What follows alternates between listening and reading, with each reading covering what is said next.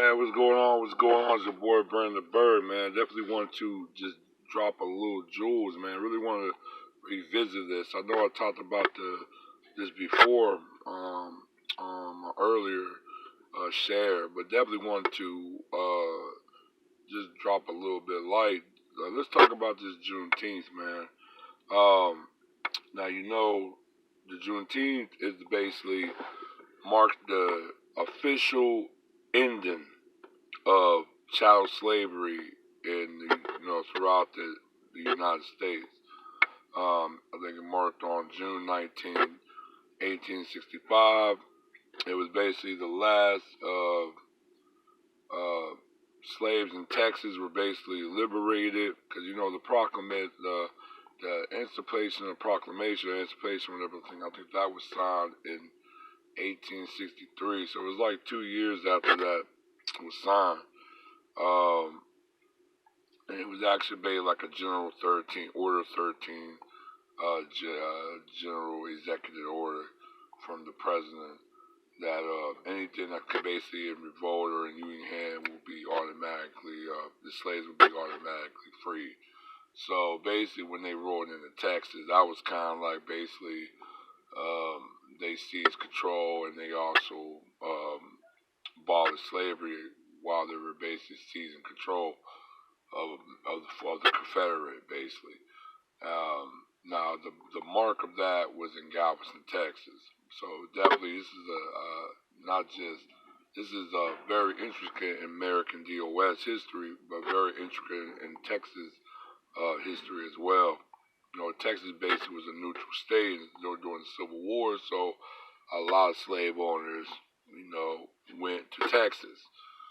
Uh, but really, I really want to talk about something that's kind of disturbing because I don't know a lot of people really understand this, but only a few places are now celebrating Juneteenth. I mean, it's really. I remember when I was coming up in Pittsburgh, it was a big thing. It was like a big community thing. People came out. You had your merchandisers. You had people cooking. Doing cookouts, multiple cookouts. You had hella concerts. Um, I think it was the celebration was like at least 2 days, something like that. You had like your new school concerts. They were pretty live. And then the next day, or sometime like next day or something like that, or the evening, but normally the next day, the old school concert. That's when all the artists from the 80s, 70s, 60s, maybe the 50s, they'll come out perform. Um, so it was definitely a real good time being among your people and stuff in your group. Celebrating and commemorating the end of actual established slavery in the United States. But I've seen a lot of cities lately, especially on the East Coast and some of the North, and now it's starting to happen here in Houston. And that's what made me more uh, alarmed to it is there's the summer jam is actually replacing Juneteenth. Um, and I'm from the East, so I mean I'm from Pittsburgh. We really didn't do summer jam. We did Juneteenth up in Pittsburgh. You know what I'm saying? I went to me and my sister, my twins, whatever like that. A lot of friends. We basically went to Juneteenth celebration and festival. We really didn't rock the summer jam. That was a New York thing. Um, and I want to shine more light to this summer jam because summer jam is not American DOS at all. It's not American DOS. The creator of that was actually from actually a West Coast, a Bay Area, San Francisco pop station that turned into um, a top 40 somewhat hip hop station in the 90s. But they were basically like country, rock, pop, classical. They were everything not black. There was nothing like they really didn't play no black music till like 1990. And they did a lot of like mixes when they played some of these hip hop, these early hip hop songs like Salt Pepper, um, MC Hammer. Um, they were playing Disney on the Ground, Tone. They played, they started playing like West Coast and certain East Coast hip hop acts, but it was more of a it was more based like a white station, and then when they conversed in the hip hop and R&B in the '90s, they actually proclaimed themselves as a multiracial station. They wasn't trying to claim the black card. They wasn't trying to do none of that. And then that carried over from the West Coast of San Francisco to Hot 97 in New York, and they kind of like came out with one of the first, if I'm mistaken, they came out with one of the first Summer Jam in the early 2000s. They came out with the Summer Jam, um, and that became like um, a big thing, um, you know. And Hot 97, I'm not trying to, rain on Hot 97. I used to listen to a lot when I be in New York. This is how I'm a trucker dude, so I used to run the East Coast a lot, real heavy. And not all of them, like at first some of them were black, then eventually a lot of them started getting kind of like kind of replaced. Like you see a lot of Latinos in there, a lot of Puerto Ricans, Dominicans, Islanders, Caribbeans. You don't really see it. There ain't that many American DOSs there. So it was starting to converge, but at the time it was kind of converting a little bit, and when they really established Summer Jam, it was just a New York thing, and then eventually started spreading to the point like, cause it's my birthday is June 1st. Juneteenth is basically like normally on June 19th or June 10th. You know what I'm saying? But a lot of people still June 19th, but a lot of people celebrate it on the actual 10th, like the 10th of June. So that like kind of like that 2-week period in June is kind of like where a lot of things get kicked off. Summer Jam was normally like between the 1st and the 3rd of June, but then eventually they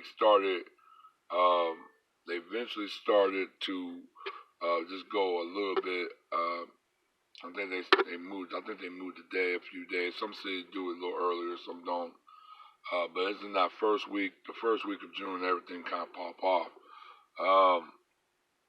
But yeah, man, like slowly but surely, a lot of cities are now doing summer jams. They're not really doing Juneteenth, and as as now, um, I was always wondering like what's going on, like why we not like because Juneteenth celebration was normally free to the public. It wasn't, it was basically it was free admission and stuff. They really started certain places started to get more like when they're getting organized, but they're getting more structured. But they started to get more commercial. But now a lot of the Juneteenth celebration became commercial, became Summer Jam, and they got replaced by something that's just totally commercial.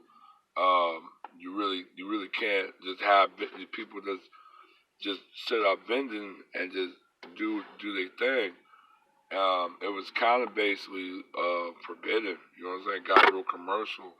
So definitely, for the American DOS history right there, that's something that needs to be addressed, and that's something that we need to kind of retake back.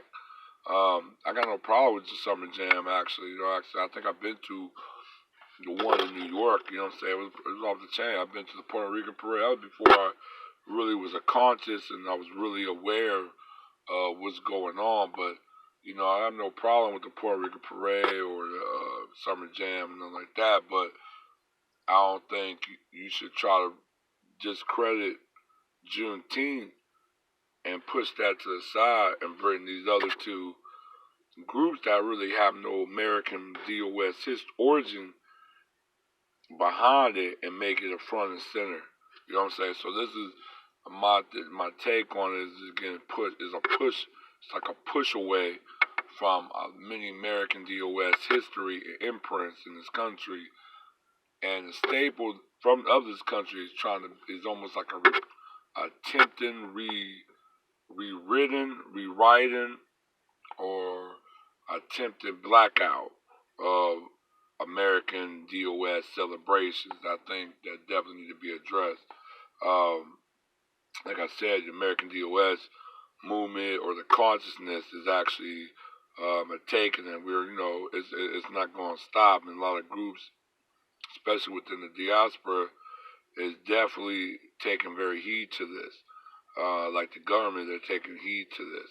So, but I definitely just want to just put that out there that Summer Jam is not American DOS. It actually was basically like created by the dominant society, but also it was kind of co-opted by people from the Caribbean, some people from the Hispanic communities and stuff like that. That kind of took it off. There were some cosigns of some American DOS, but American DOS did not create that though. So I definitely want to put that out there, that what's going on and what's really beginning taking place. I just, like I said, I've been in Texas for a while, been in Pittsburgh for a while, and Pittsburgh don't even do Juneteenth no more, really no more. They still do the regattas and all that other shit, you know what I'm saying? But they kind of really did away with Juneteenth. That was an actual black, to me, a black freedom day for basically a lot of American DOS. So definitely want to drop that really out there, and just drop a little bit of a backstory to that. All right, like I said, I'll hit you guys real soon. Be easy. All right, one.